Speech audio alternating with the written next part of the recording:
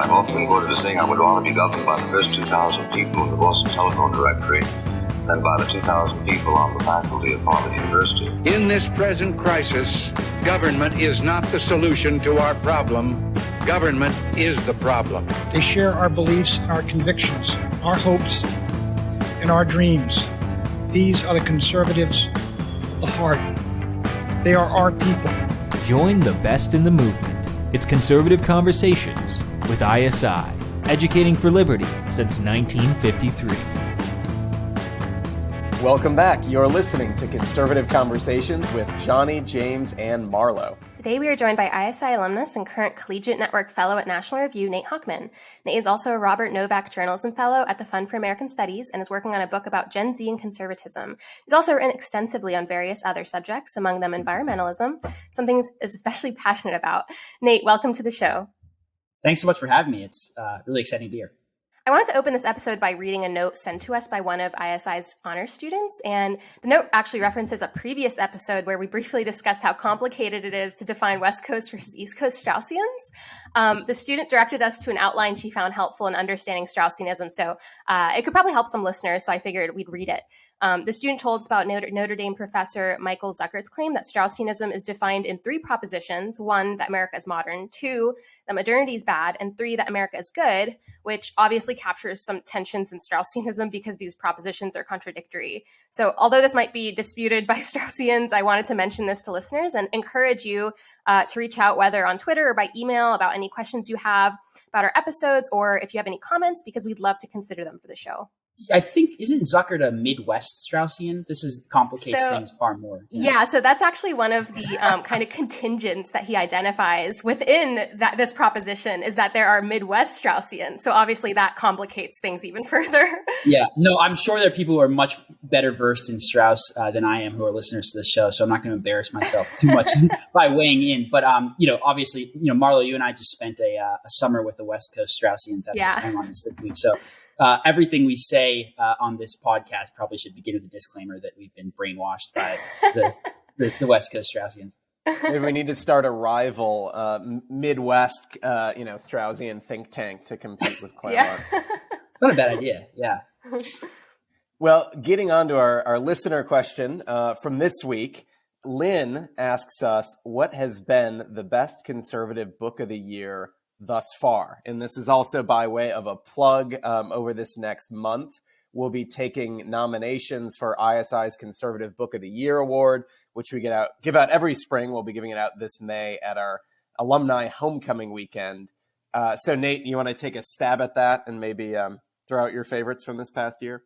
Yeah, well, I mean, it's a pretty cliche answer, I think, to say, at least in our circles, to say Age of Entitlement by Chris Caldwell. I think it was technically 2020, but that was a book, for me at least, that was incredibly influential. As far as the last few months, Tucker Carlson's book of essays basically was released without any fanfare at all.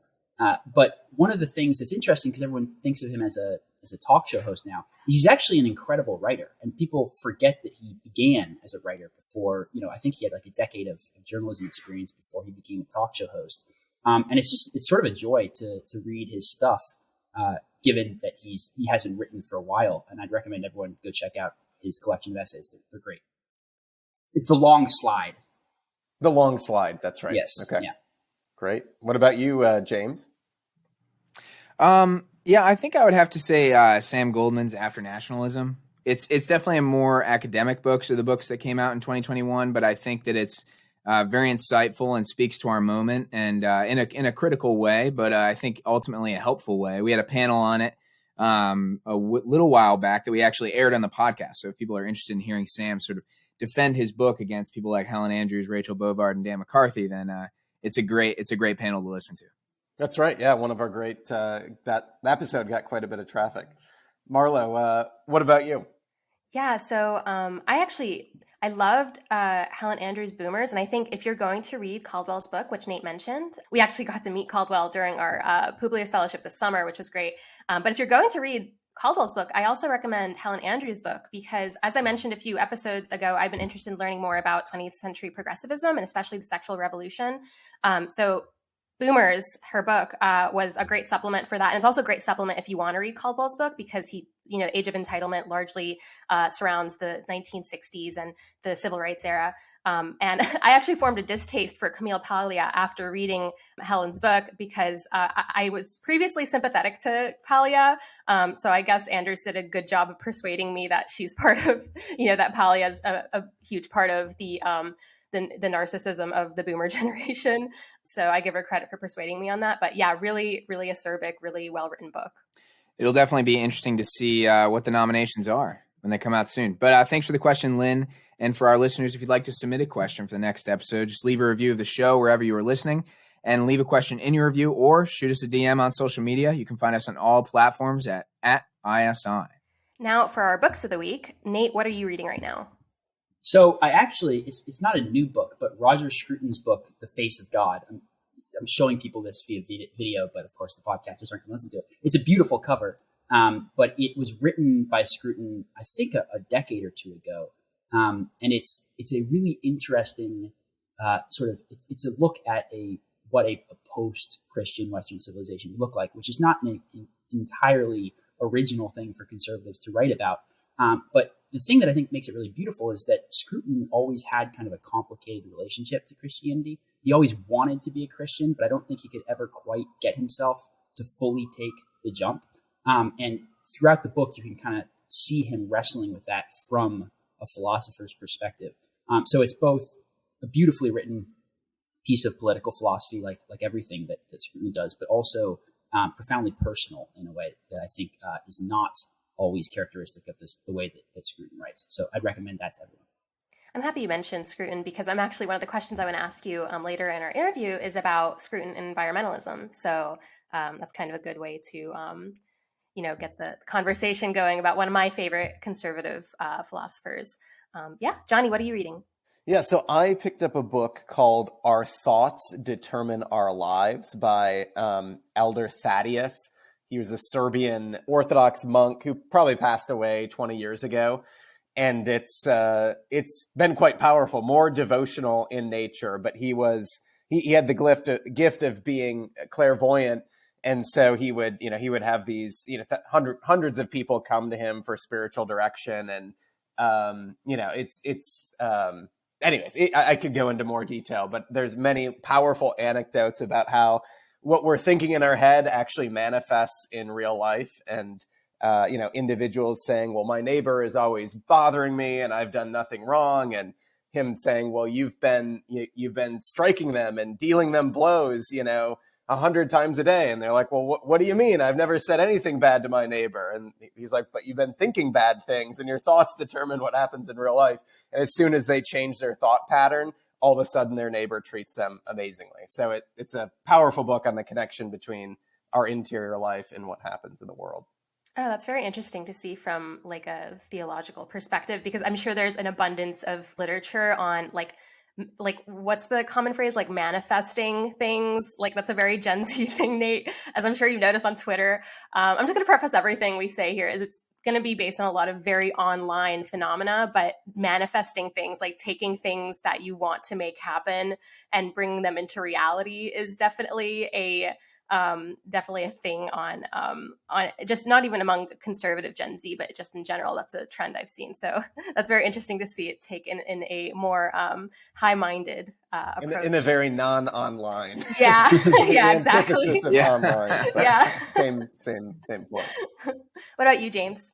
Well, I actually just started this morning listening to The Closing of the American Mind, and which has been it's just been something that has, it's constantly cited in conservative circles, and Peter Lawler talked a lot about it, critically, actually, not wholly critically, but he had some critiques of the Closing the American Mind. So diving into that just to get that context that I'd never had before. Marla, what about you? I'm actually not reading a book. I'm reading Chaucer's poetry. He's an English middle-aged poet, and I had never really been exposed to him in any real substantive sense. So I'm trying to better understand the theme of gentillesse, which he introduces in his poetry, and and it functions as virtue in his poetry. So I'm trying to learn about how his poetry during the Middle Ages represented virtue from God rather than one bestowed by nobility or material wealth. So I'm kind of taking a deep dive into his poetry to better understand those themes and how they reflected kind of the sentiment of the Middle Ages when he was writing.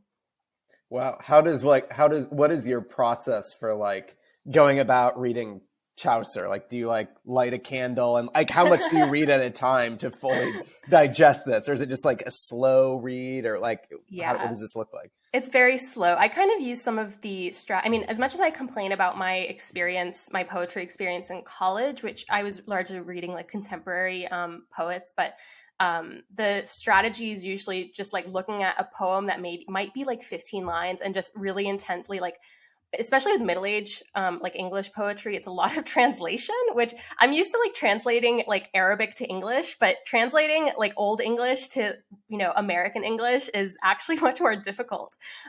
So it's mostly trying to understand contexts, which it actually involves a lot of research. I've been reading like dissertations from the 1960s on gentleness alone. I'm going through a 250-page one right now. So I give poets a lot of credit for it's not just like looking at poetry and immediately being able to decipher like a translation. It's a very like intense process. I don't light any candles or anything, but yeah, it does involve a lot of underlining.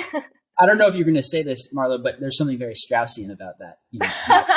Not reading things quickly, reading them the hard way. Yeah. I think I don't know if you got that from Claremont necessarily. I think it's from Claremont. I'd be happy to hear that. Yeah. Before we continue with our interview, I'd like to thank you all for listening to Conservative Conversations. This podcast is a production of the Intercollegiate Studies Institute.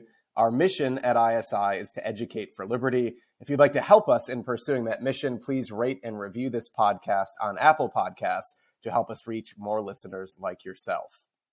All right, Nate, before we dive into talking about Gen Z conservatism and the eco-right, tell us a little bit about your experience at NR thus far as a CN fellow and about your CN experience as a whole. Oh, it's actually been fantastic. And I'm not just saying that because I'm on an ISI podcast. I have had I've only been here for a couple months. But there's no bad words that I can say about being able to do what I love for a living. And I have ISI and NR to thank for that. So it's essentially just getting to write for, the entire workday every day about more or less what I want within the confines, obviously, of the NR editorial line. And it's great. I'm writing a really long essay right now, actually. I don't know if it's going to be for NR or for somewhere like the Claremont Review of Books about the right's changing views of academic freedom. And I'm beginning with God and Man at Yale. So it's really interesting to sort of look at Buckley and Buckley's thoughts specifically while working at NR, because obviously, NR is the institution that he founded. So all in all, being at such a storied institution, getting to do what I love, I can't think of a better way I'd spend, my post-grad year. So it's awesome. Yeah, I actually met Nate a few years ago whenever I was the NR fellow in 2018, 2019, and he was an intern there. So I was actually there as the Collegiate Network fellow too. So like you said, it's a great place to really discover your voice in journalism.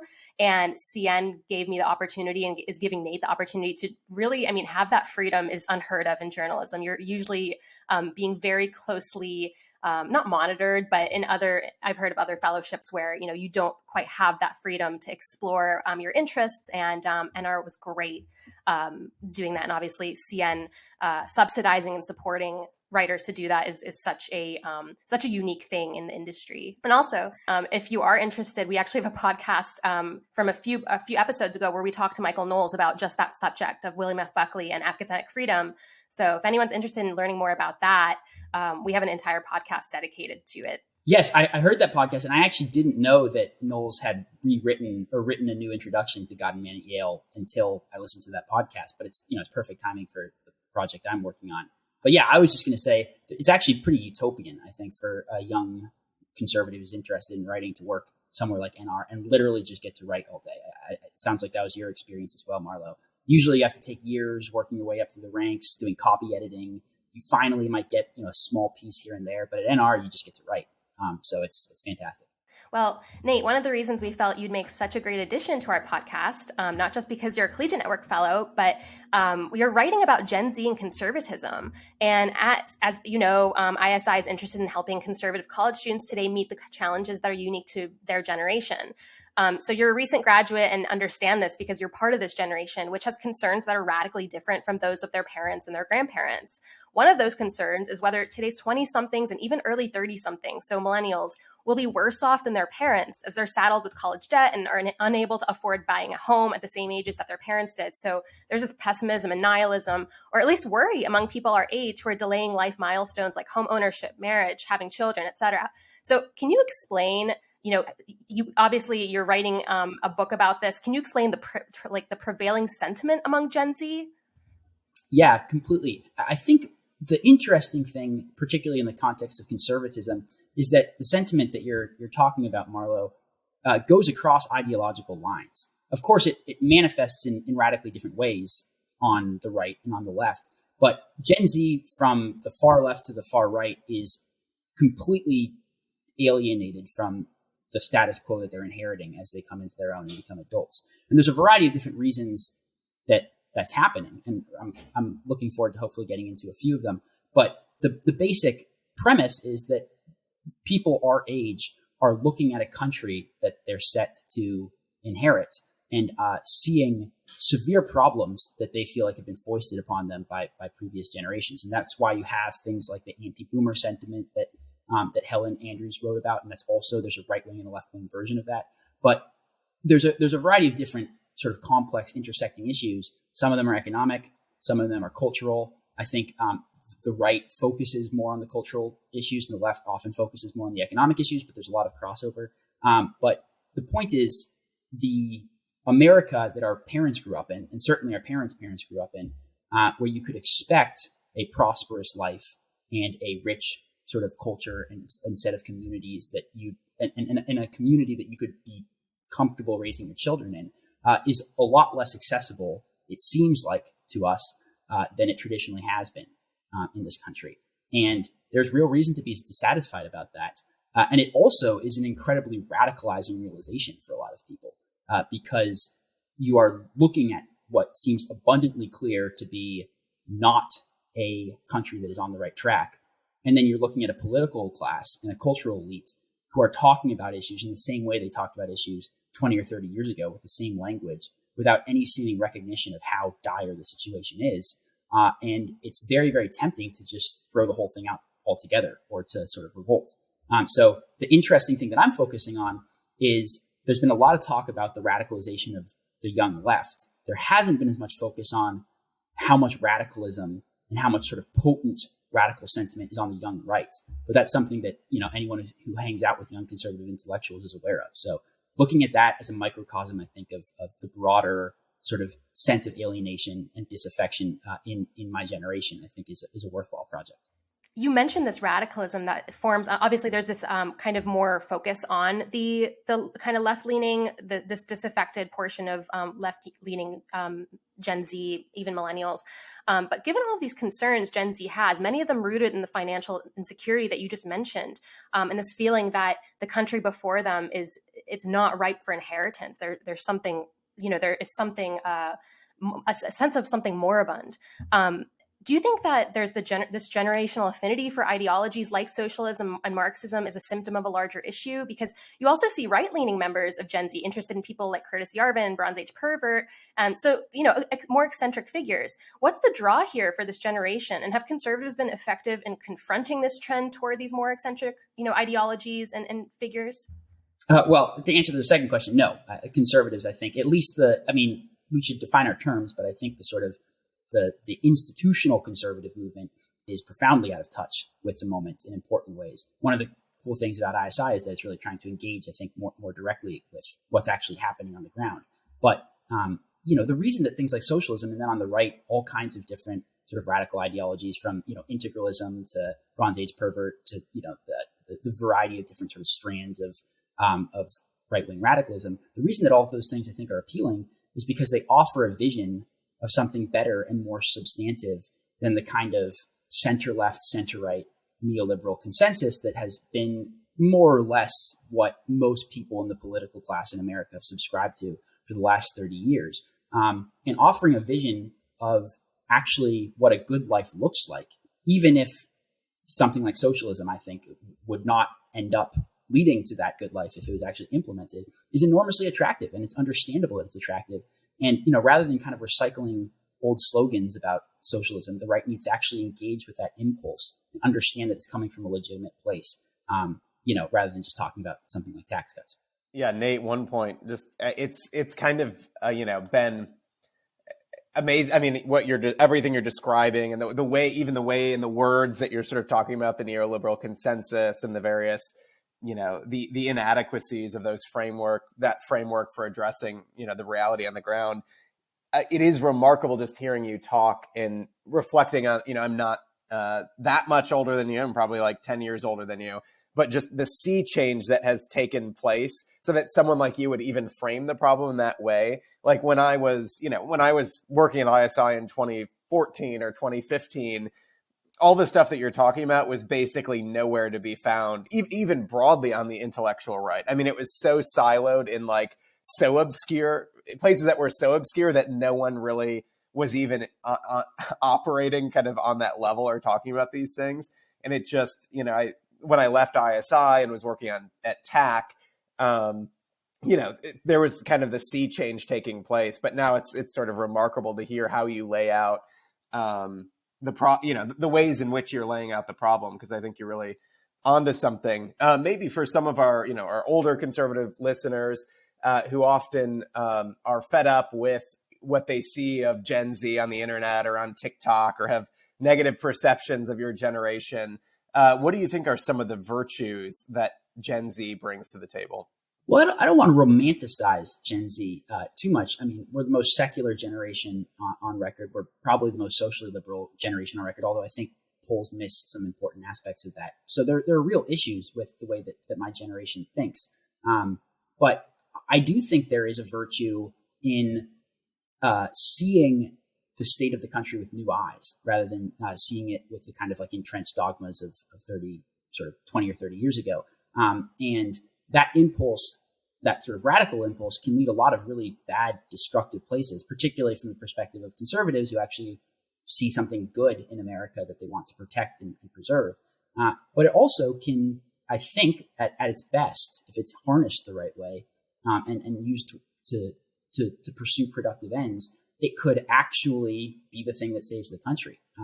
We shouldn't be naive, but we should also understand that the way that politics is being done right now and has been done for the last few decades is not sustainable. And the same thing could be said of the way our cultural institutions are being run. And if things just sort of continue as they are, things will continue to get worse. So there is a certain virtue in people coming in who understand that what we're doing right now is not sustainable.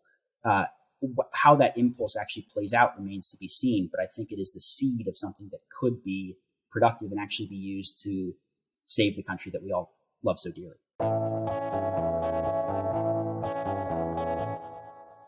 Hey, listeners, let me recommend another podcast for you to tune into if you're fans of conservative conversations with ISI. It's called The New Thinkery, and it stars a trio of conservative professors who don't take themselves all that seriously, even while talking about the most serious philosophical topics one can imagine. In short, it's a podcast devoted to political philosophy and its history, along with its many guises in literature, film, and human experience generally. They have done episodes on Plato, Shakespeare, and Mark Twain. Pick a topic or thinker in the history of Western civilization, and they've touched on it. And they also have guest episodes with your favorite political theorists like Larry Cooper, Jan Blitz, Jim Caesar, and Flag Taylor. You can find The New Thinkery anywhere you find your podcasts. You can also find them on Facebook, The New Thinkery, and Twitter, @The New Thinkery. Now, let's get back to the podcast. Do you have any figures in mind that you think are really resonating with Gen Z in that sense? And what do you think separates them from everyone else? Well, there's a range of figures, obviously, and Marlo, you have obviously some insights into this too, as someone who hangs out with people in our generation on the right. But the people that you mentioned, like Bronze Age Pervert and Curtis Yarvin, are obviously they have a following on the internet. It's unclear exactly how much they have a following with the broader sort of Gen Z beyond young conservatives on Twitter. But I mean, figures like Jordan Peterson, I think, are clearly people who have enormous resonance with young people, and not necessarily young people who self-identify as conservative. And it's no coincidence that Jordan Peterson, I think, has been the target of such absolute fury and anger from the sort of political and cultural class that stands to lose so much from the kind of things that he's talking about. So there's a number of figures, Joe Rogan, right? These people who really have millions and millions of followers under the age of 30, that I think are speaking to this deep longing and this emptiness in the soul of my generation that is yearning for something more substantial than what's on offer from the normal institutions. And I think the right needs to understand that and embrace that. But I mean, Marlo, I'm curious, like Joe Rogan and Jordan Peterson are obvious answers, but what do you think in terms of the specific people that Gen Z people are listening to? Yeah, so I mean, I consider myself, I'm right on the cusp of Gen Z and millennialism. But like you mentioned, most of my friends are Gen Z, my brother's Gen Z. So I'm around a lot of just the influences, and I'm on Twitter, so you can't really escape kind of the retweets and the other people that get, kind of circulated. But honestly, like I'm very interested in the social conservatism and kind of this sense of disenchantment with social liberalism that I've been seeing. So personally, I've been reading a lot of Mary Harrington stuff. She's actually going to appear on our podcast soon, and she's going to be at the National Conservatism Conference in Orlando in a few weeks. But I'm pretty sure she's British-based, but she does a great job of exposing some of the just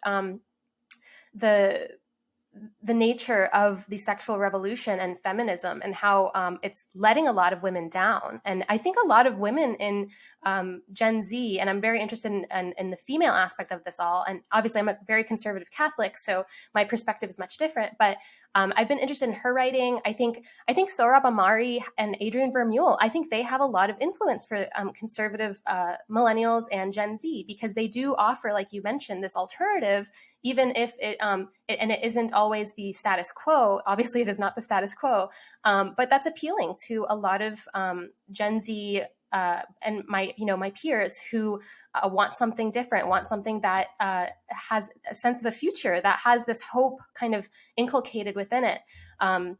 So those are some of the figures that come to my mind right now. I'm not sure if James or Johnny, you had anyone in mind that kind of has been the ISI orbit that you've been particularly interested in. I know Jordan Peterson's a great one too. And I'm really happy that just seeing young men drawn to him, because I think he's such a great influence, especially in a society that regularly degrades the position of fatherhood. I think that he has a very positive influence in that sense for Gen Z. Yeah, one other that I was going to add is Sagar and Jetty and Crystal Ball. And I think it's been remarkable, seeing them, even seeing Sagar go from, reporter at the Daily Caller, launching the show with The Hill, which was just, it was just right down the office from the American Conservative. So I'd walk down there and sometimes go on their show. And it was really kind of just, a relatively small thing just a couple years ago. And then it blew up, and then they went independent. And then, at one point, I think they were in like top 5 podcasts in the country. And so, it's exciting to see those, alternate voices popping up and actually seeing them, go beyond. I think their example is one where they've gone beyond just kind of a small online crowd and have actually now developed a pretty mass audience. Yeah, I think that is what you said at the end, Johnny. I think that's sort of the question that I'm wrestling with in all of this, and particularly when I'm going to get into really writing about it, is separating the figures that have mass appeal from the figures that have a lot of appeal with a relatively small, concentrated group of young conservatives that we are all sort of intimately familiar with. Because, there are people who are able to transcend where they originally started and have mass appeal, like the realignment podcast that you're talking about. But there are also people like Bronze Age Pervert that no one outside of our circles is aware of. And I think in thinking prescriptively about how we can build a conservatism that is appealing beyond the sort of insular circles that we run in, it's really interesting to look at who does break through. People like Jordan Peterson, I think, are a perfect example for all of the reasons that Marlo was talking about, which is that he's the only person in popular life right now telling young men that they actually have a responsibility. that they actually, need to stand up for themselves and be upright and tell the truth and protect people, right? Like, I mean, and those are things that no one is telling young men, but that young men desperately want to hear, even if they're not conservative or never sort of thought of themselves as being on the right. So I think that offers insights into the sort of psyche of Gen Z. And there's a female version of it too, with all of the issues surrounding the sexual revolution that Marlo was talking about. Yeah, another figure or two figures, I guess, who I'm always surprised to hear students say at ISI conferences. You ask them, what do you listen to? What do you read, et cetera, et cetera? Johnny, I know you've had this experience as well. And they very, very often say Michael Knowles and Ben Shapiro, right? And I think these guys have had a lot of influence on the part of the right that's not so online as the sort of segment you're talking about, Nate, and which is, I think, is going to be really interesting to see the long-term effect of Knowles' sort of transition to national conservatism away from the sort of original sort of Yaffe kind of conservatism that Shapiro embodied for a long time. Because he is reaching a much broader audience than the sort of online right that reads Vermeule and Sarab. So I think that'll be interesting. Nate, I wonder, do you get a sense, when you talk to people who are not in this sort of online community, do you get a sense that the young people on the right are leaning toward this national conservatism, whether they know it or not, or are they sort of still just sort of in the kind of rugged individualist strain of conservatism that sort of grassroots conservatism has always clung to? Yeah, that's a really important question. And I think it's difficult to tell because I'm so inside an insular bubble. But it seems like from all the available evidence that on the sort of intellectual rights or the sort of conservative political activist elite rights, all of the energy certainly is on, the national conservative, new right, whatever you want to call it, kind of realignment style of right-wing politics. In the broader sort of conservative voting base, like if you go out and find a 25-year-old Republican voter in rural North Carolina or something, it's much more murky, right? I think a lot of those people just aren't that engaged in these debates. They have better things to do. And I think they probably are much more connected to the older kind of Reaganite style of conservative politics.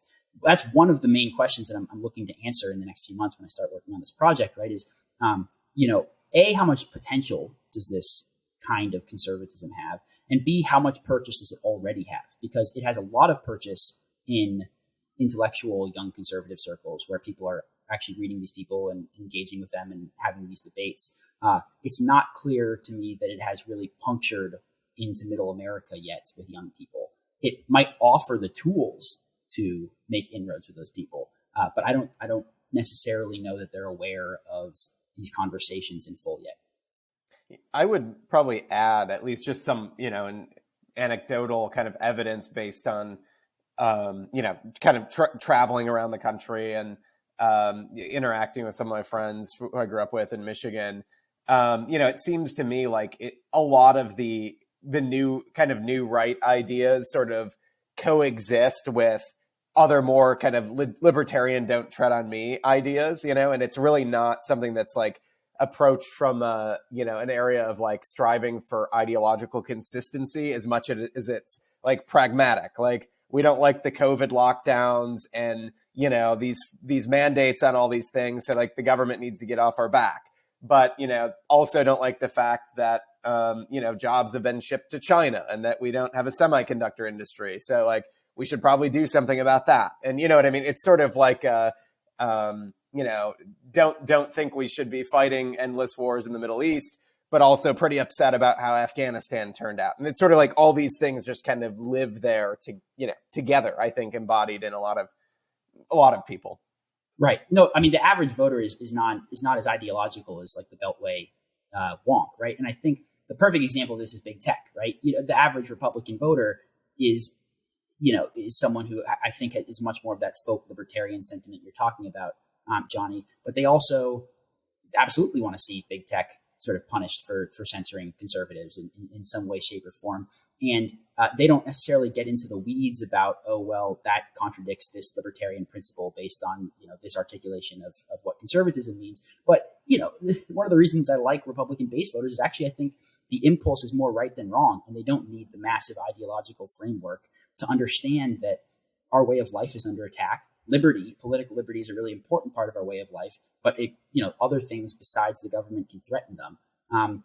They can leave it to sort of people who are nerdier like us to actually talk about that in terms of first principles. But I think their impulses are more right than wrong, and that's what the right should be speaking to. I think a great example just from recent memory, and this is happening right now, of that kind of grassroots energy showing itself just among, local communities who perhaps don't have that, those ideological allegiances that perhaps someone who is a policy wonk in the Beltway is the parents protesting at like school board meetings over critical race theory. And that has just been that has been such a testament to what these communities can do together. Just completely, sure, they have some support from maybe Washington, D.C. based like PACs or whatever, but what they've accomplished, just the media attention and the attention from the local communities and parents across the country has been astounding.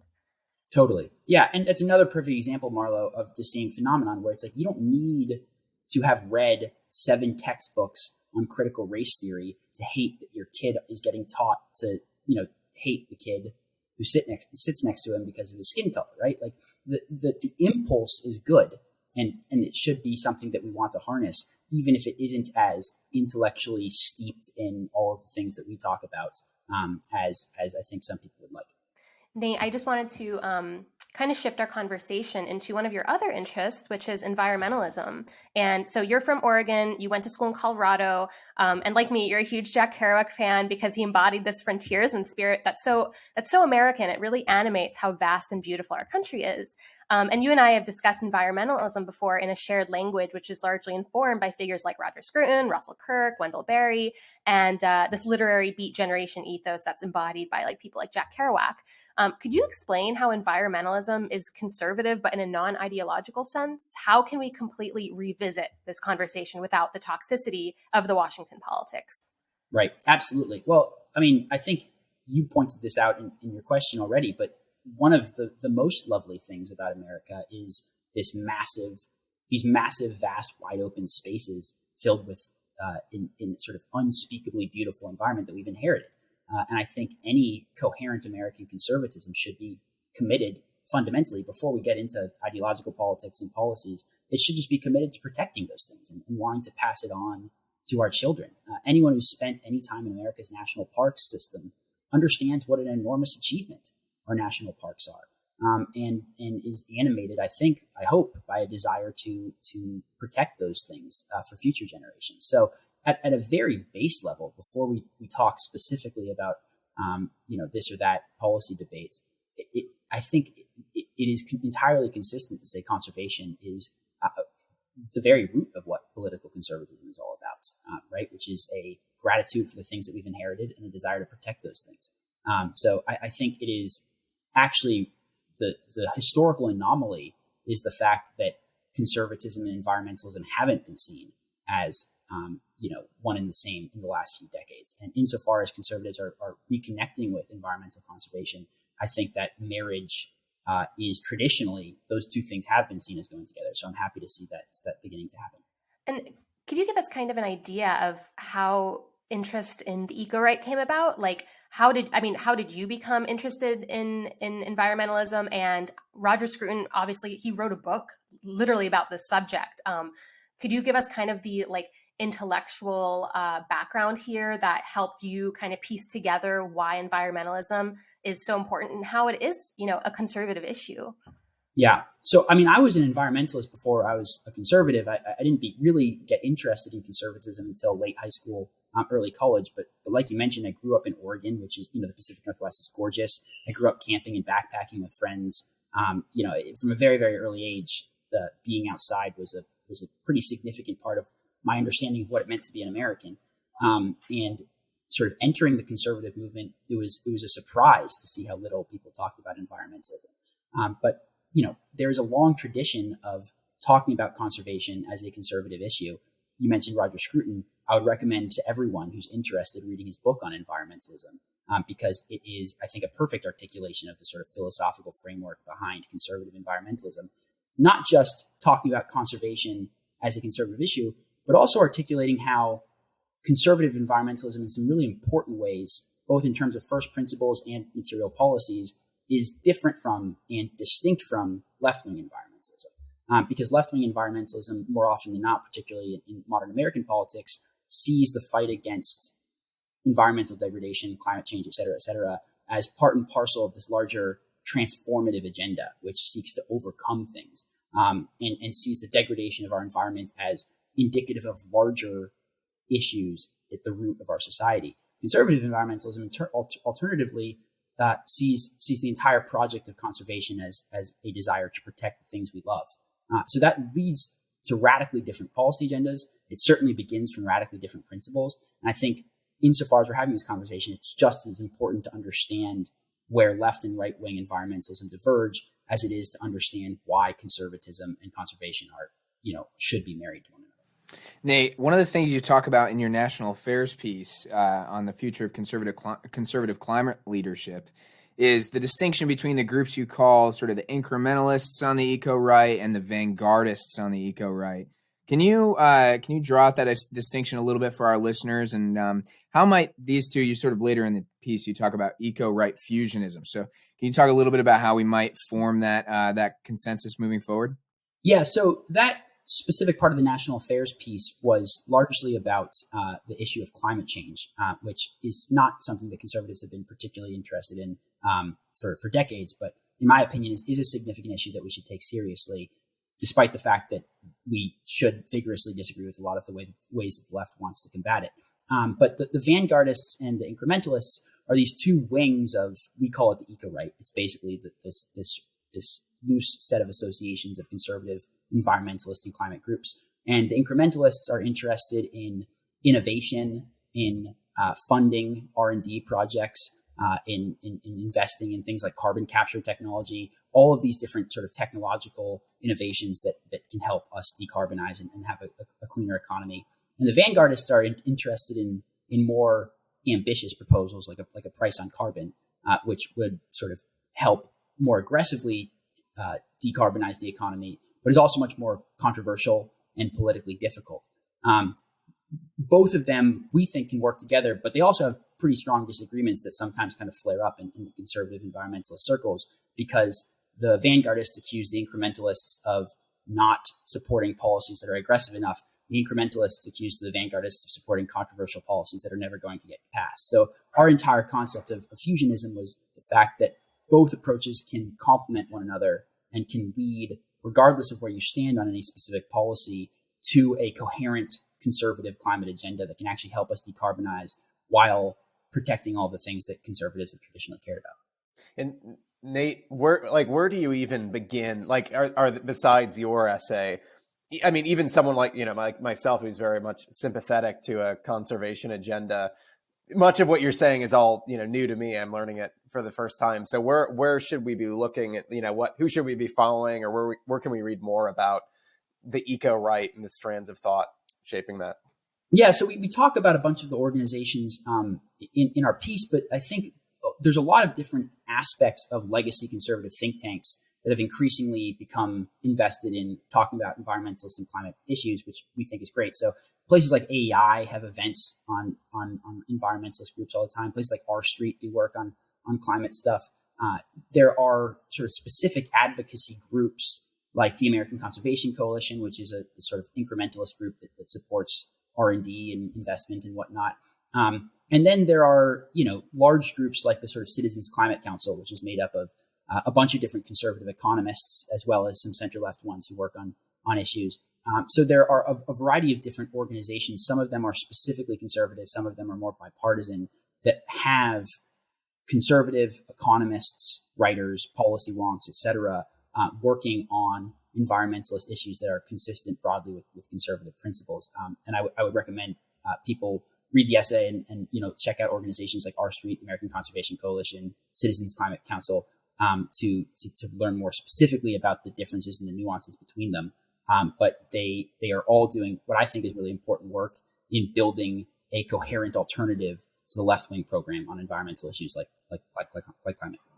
So I guess in talking, this is, I guess, getting to the point, Gen Z conservatism, talking about issues like climate, because I can see, all right, you can, I guess, maybe talk a little bit about how framing, when you're a conservative and you're exploring these issues that aren't traditionally associated with conservatism, there's a number of pitfalls kind of in the online world that you have to avoid. So you publish a piece on conservation, right? And for whatever reason, because of the way that you frame it, no one is going around making memes saying, the conservative case for quote unquote drag right. Queen story hour, the conservative case for critical race theory. Right. There's this whole trend of people making conservative cases for things that aren't conservative. But so how do you actually go about why haven't you been, burned at, at the stake for this? How do you frame these types of issues in a way that can actually speak to the right? Yeah, that's a really good question. I don't totally know why I haven't been burned at the stake. Maybe I just have a reservoir of online legitimacy that's quickly getting used up the more I write about this stuff. But I think part of it is like we were talking about earlier, articulating how it is not just coherent to be a conservative environmentalist, but also how conservative conservation is entirely distinct from left-wing climate or environmentalist policies. Because I think rightly, conservatives for decades have seen issues like climate change used as a Trojan horse to push through a larger wish list of progressive policy items that all of us agree are awful ideas and would, do often irreparable harm to America. So there is this sort of knee-jerk impulse, which I think is ultimately wrong, but is understandable and legitimate, to react to any mention of an issue like climate change as a Trojan horse for left-wing policy. And being really explicit about how what we're talking about isn't that, I think, helps disarm people and actually makes them take seriously the idea that these environmental issues are serious issues that conservatives need to care about. Because if you just go straight into it, people are going to reasonably react, I think, negatively based on historical experience. So I have, taken great care to make that clarification whenever I talk about the issue, because I think it's reasonable to expect conservatives to have a negative reaction. And I think trying to disarm that at the outset makes people much more amenable to talking about those issues. Nate, one thing I found really interesting that you talked about at the end of the piece was you seem to make the claim that the eco-right sort of resembles the kind of state of things when the original fusionism was sort of brought together with Frank Meyer and those folks back in the 50s and 60s. And I'm interested in what you mean by that, as well as I want to sort of harken back to what we were talking about earlier with the difference between the online right versus the sort of on the ground right. And I wonder if you think that the on the ground right is as interested in environmental policy as the online right is, and if there is sort of serious potential for that to be a coalition forming issue for conservatives moving forward. Yeah, I think it depends what you mean by environmentalism, because if you talk about sort of conservation measures and sort of common sense things that are policies that actually you can see the effect of on the ground, conservative constituencies are the most conservationist voters in America, right? I mean, the reason that the national parks can function is largely because of dollars from hunters, which are a traditionally conservative constituency. Paying for hunters' licenses and whatnot is a large part of national parks' operating budget.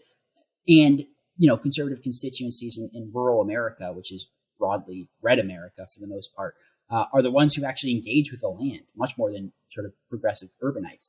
So they have a fundamental and sort of instinctive understanding of the importance of conservation. And you talk to, I live in a deep red district in Oregon. That's where my family lives now. I think it's R plus 15 or 20 or something. And you talk to those guys, they are deeply well versed in the environmental issues that are facing their district, because it's actually what their way of life depends on. And they interact with those issues every day. So learning how to speak to those things and connect them to larger environmental issues and policies is what policymakers need to learn how to do. They haven't traditionally been very good at it in recent decades, particularly on issues like climate change. The way that primarily the left has talked about climate change is as this abstract global issue that is completely disconnected from the actual everyday lives and the material concerns of most Americans. Tying that down to things like the water issues in my district, which are partially the result of the fact that area is heating up, is a great way to connect people's material concerns and the sort of small c conservative conservationist instinct to these broader issues that we do need to talk about on a national level. I think one way that environmentalism can speak to people, especially people like me who are very concerned with being stewards of God's creation, is just emphasizing that this is indeed God's creation and we ought to preserve it. So can you speak to that a little bit? I know we've previously discussed that before, and Wendell Berry does a great job of speaking about he's from Port Royal, Kentucky, lifelong farmer, and he speaks about these themes of being stewards of the land that God created and how we are destroying it by being careless, by not watching over it with the care that it's due. So what are your thoughts on the more the religious theological element of taking care of creation? I'm so glad you mentioned Wendell Berry, because he's another, outside of Scruton, I think he's probably the best articulator of what, not necessarily a conservative, but certainly a kind of environmentalism or conservationist ethic that is amenable to conservatism, which is not just based in attachment to a specific place and a specific way of life, but also is informed by, profoundly Christian principles and a Christian understanding of the relationship of man to our natural environment. There are tons of awesome faith-based groups that are popping up all over the place now to talk about this issue. Obviously, Marlo, you're a Catholic. Pope Francis is someone who talks a lot about the issue of climate change, again, from a explicitly Christian and specifically Catholic view, and using a specifically Christian and Catholic language.